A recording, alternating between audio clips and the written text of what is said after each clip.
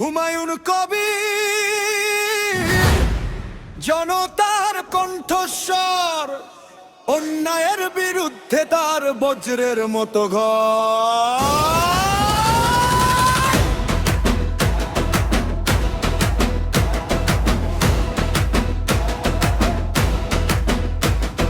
মাটির গন্ধে বড় হওয়া মানুষেরই ছেলে, দুঃখ কষ্ট দেখেছে সে, থেকেছে পাশে ফলে। অন্ধকারে আলো হয়ে জ্বালায় নতুন শিখা, অন্যায়ের বিরুদ্ধে লড়াই এটাই তার দীক্ষা। ভাঙা স্বপ্ন জোড়া দিতে এসেছে নতুন দিন, জনতার বিশ্বাস নিয়ে এগিয়ে চলার দিন। হুমায়ুন কবির, হুমায়ুন কবির,